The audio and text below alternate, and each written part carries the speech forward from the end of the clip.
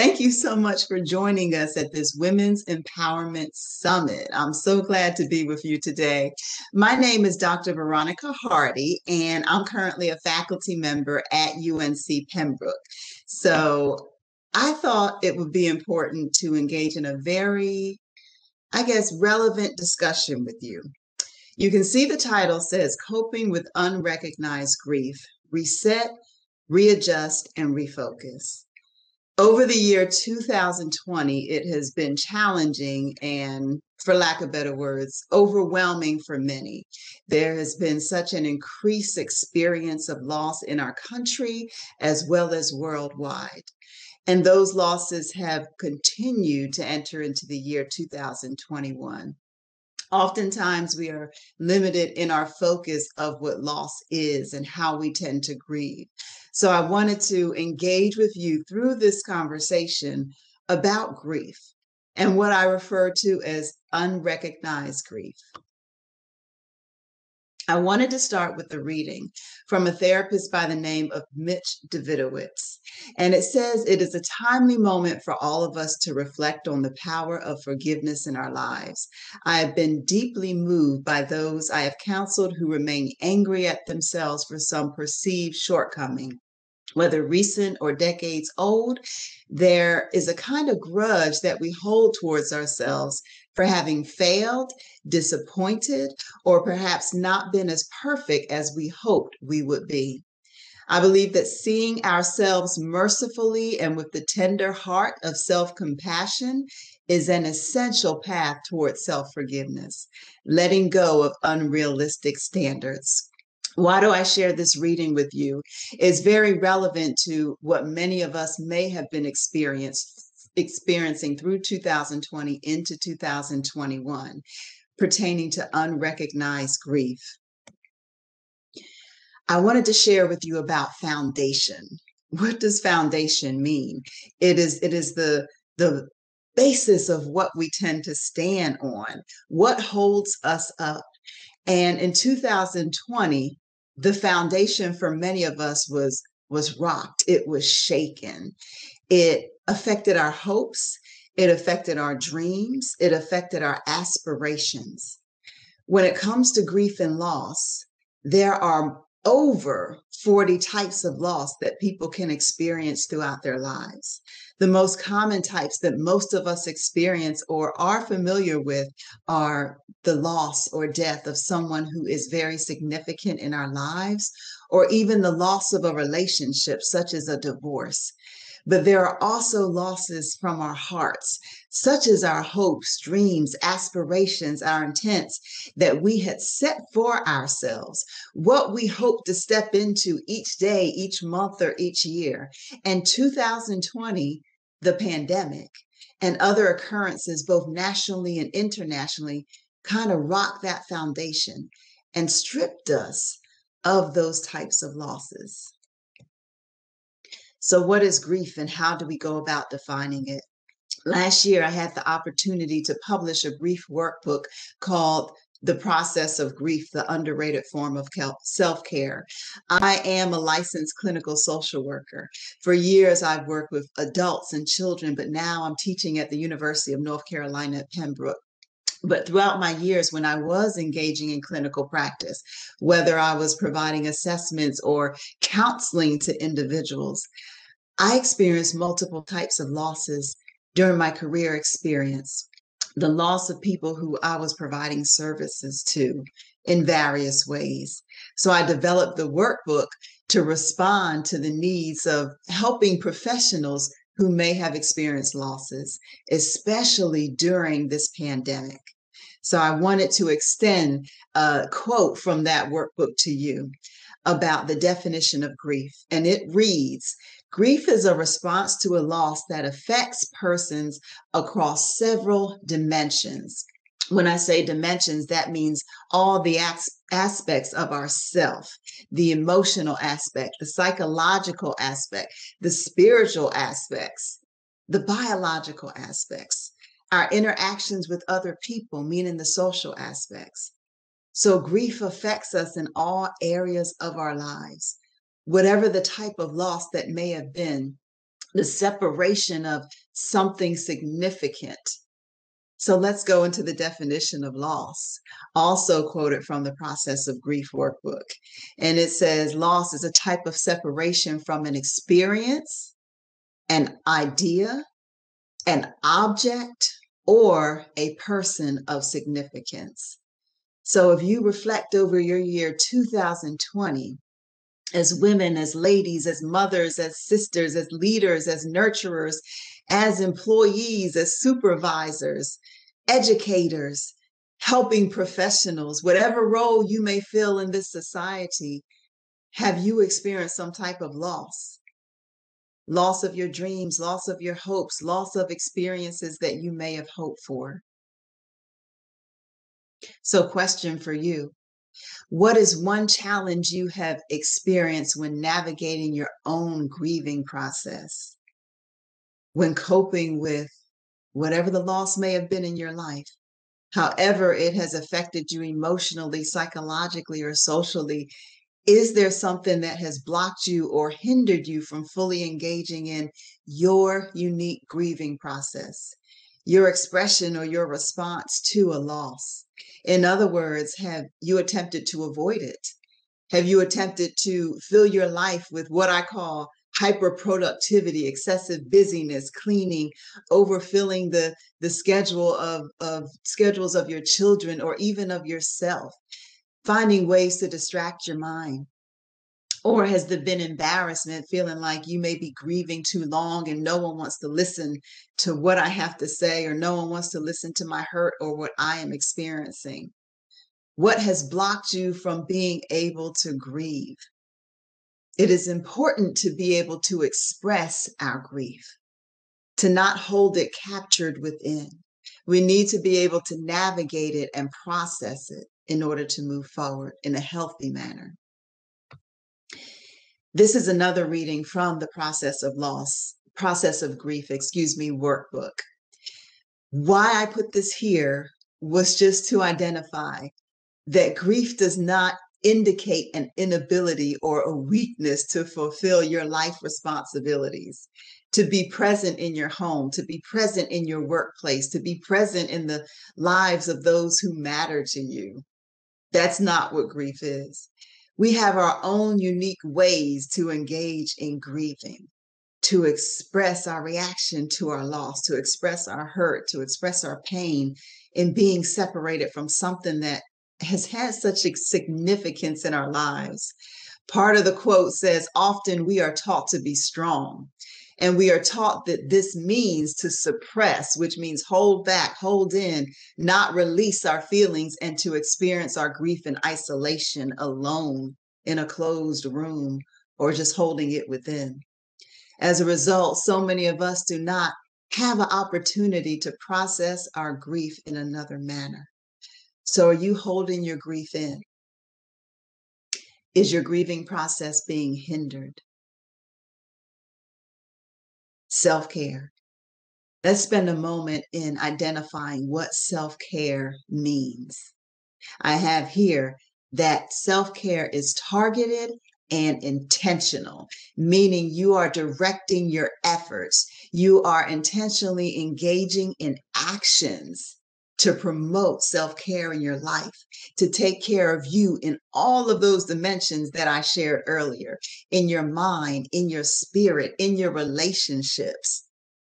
It is important to pay attention to you and what is happening within you and how it is outpouring onto other people, onto the activities that you have to engage in. Is grieving or hindering your grief, suppressing it, holding you back? Is it affecting how you perform at work? Is it affecting how you engage with others at home? Self-care is one of those ways that will help you to process and cope. If you are in a grieving period right now, what dimension of yourself do you think really needs help in the moment? Is it your emotions? Is it your relationships? Is it your spiritual self? If you were to target one area of yourself right now that you want to pour self-care into, what would that area be? Here, I invite you to reset your vision.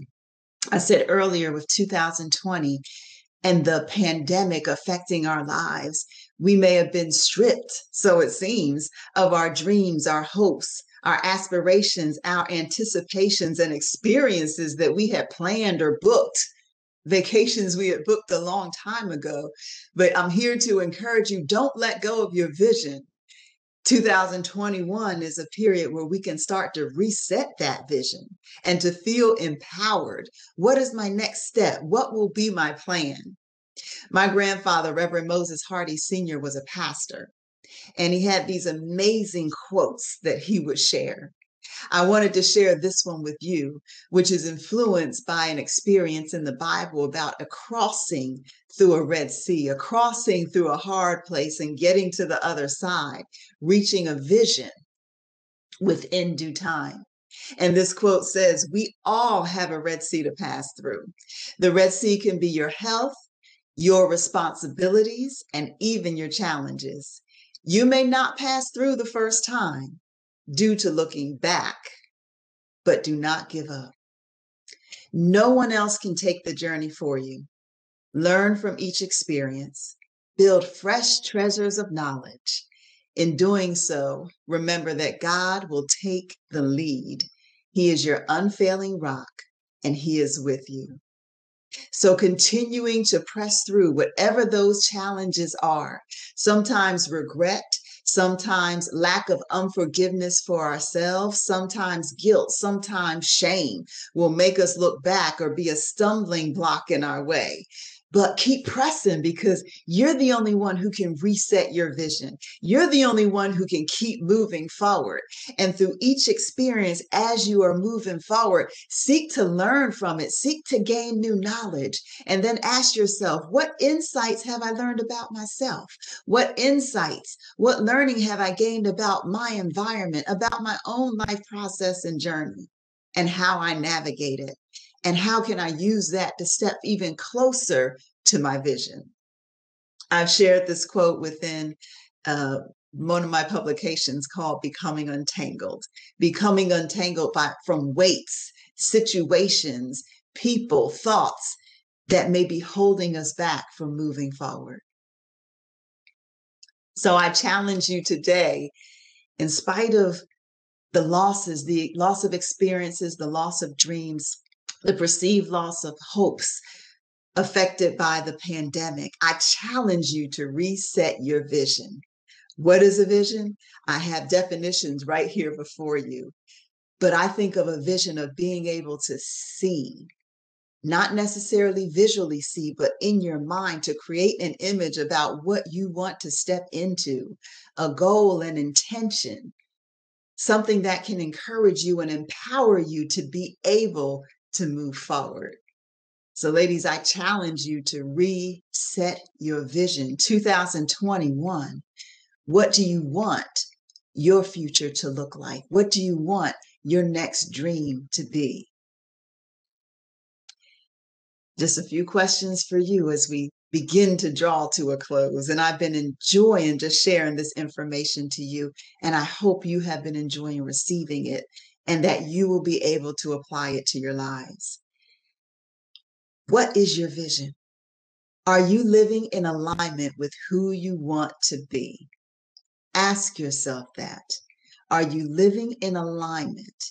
Are your steps ordered and focused in a way that are in alignment with who you are, with who you believe yourself to be, in alignment with the vision, the image that you have set in your mind? Or do you find yourself more so being in alignment with other people's expectations of you? Do you ever find yourself withering away under other people's expectations? And fulfilling those expectations bring you no joy. It just brings you frustration and anxiety. But knowing that when you're in alignment with your own expectations for yourself, that can help to bring you a sense of joy, a sense of peace, a sense of fulfillment, and a sense of purpose. Another question for you: do you believe in who you are and what you want to be? Not do other people believe in who you are and who you want to be, but do you believe in who you are and who you want to be? Take time to examine yourself and to know you. And what does this mean to be me? Another question, are you positioning yourself in the right environment and around the right people to make that happen? When I look at this question, I think of a garden. I think of a seed planted in that garden. In order for that seed to produce, it needs to be within the ideal conditions. The soil needs to be right. The sunlight needs to hit it in the right area. The amount of water needs to be right. Are you within the ideal conditions in order for you to grow and spring forth from that ground? Are you surrounding yourself with the right people, with mentors, with people who care about you and would not lead you wrong? Who are you allowing to speak into your life and nurture you and your vision? Ask yourself if you are in the right environment, if you are in the right conditions to help you to truly produce and step into who you are and what the vision for your life is. Another question, are you holding your vision within your heart? There's a saying of what you hold in your hand is what you hold in your heart. Your heart carries what is within you, and it expresses itself through your behaviors, through your words. What is in your heart, and what are you holding in your hand? Keep that vision planted within you. Sometimes you may experience doubt, but get yourself back into the right environment so you can reset, readjust, and refocus on you, your needs, your vision. Get yourself into a right environment so you can process and cope with your grief, the losses that you have experienced. And loss can be different for all of us. Remember, your environment matters. Your vision matters. Who you are, your identity, your purpose, your purposes, your passion, your passions, your vision, your visions. There's more than one. Remember that. So as you are considering your vision, just take these points with you. It says, take inventory of your life, mind, and habits. In other words, continue to examine yourself. Examine who you are, examine your behaviors, examine what you're thinking. And how is that impacting how you're moving forward and navigating your life? Do you have thoughts and habits that hinder you? Do you have thoughts and habits that no longer serve you? They may have had a purpose in the past, but they no longer have a purpose. So now you can throw off those weights. Take an inventory of your life consistently. Grow closer to understanding who you are. Number 2, seek wise counsel. Build that right environment. Have people in your environment. Draw them in that are healthy, that can guide you, who may have attained certain aspirations that you want to attain. 3, recognize when that self-doubt comes in. And I mentioned this earlier. The self-doubt may result from shame, regret, like that quote I opened this presentation with from Mitch Davidowitz, those unrealistic expectations that we are keeping ourselves bound to. Recognize when it comes in, because I know it's going to come. It comes for me. And in knowing that it's going to come, be prepared. Have actions in place. Have people in place. Have something to read in place. Hold your vision in your hand and look at that. Meditate on it. 4, press past the pain points. When stumbling blocks get in your way, when the self-doubt gets in your way, when the questioning, when the regret gets in your way, those are your pain points that you can keep pressing through. Don't let your pain points dictate your future. Learn to empower yourself. Learn to soothe yourself. Learn to calm your spirit. And number 5, be intentional. Set a plan in place. Take action. One of my favorite words is do. Such a simple word. Do means to take action, to move forward, to set that aim and engage in intentional steps to move forward. So yes, 2020 has brought us an immense sense of loss, loss of dreams, loss of hopes, loss of aspirations, loss of experiences. But in 2021, I challenge you to reset, readjust, refocus your vision and start taking steps to be empowered and move forward in that. One reading I want to leave with you. As ladies, let's all work to support each other. Never allow a feeling of shame to prevent you from asking a person to hold the light for your struggle. There is great courage and strength in affirming our own vulnerability. It is never about weakness, but always about the wisdom to know that it is time to ask for help. May we each be a torch holder and torch seeker. In all cases, there will be the light of love present. So surround yourself with the ideal conditions. There is no shame in being vulnerable. There is no shame in asking for help and calling on others to help you stand, to be foundations for you, to lift you up when you are going through those pain points, and for you to be that for someone else, to help be that torch, to light the path as someone is pressing past their pain points. It's a beautiful way to support each other, to be present for each other, and even to allow you to engage in self-care. So just in closing, I want to thank you for this time. And I'm so thankful I had the opportunity to present for this Women's Summit. It is such a blessing and an honor. And I always invite you, our relationship doesn't have to end here. Our relationship can begin here. Feel welcome to always reach out to me. I have a website, drveronicahardy.com, videos on YouTube for a virtual conversation series called Becoming Untangled. You can find it there. Please feel welcome to visit me on LinkedIn or even on Facebook. I'm hoping you all the best. Take care.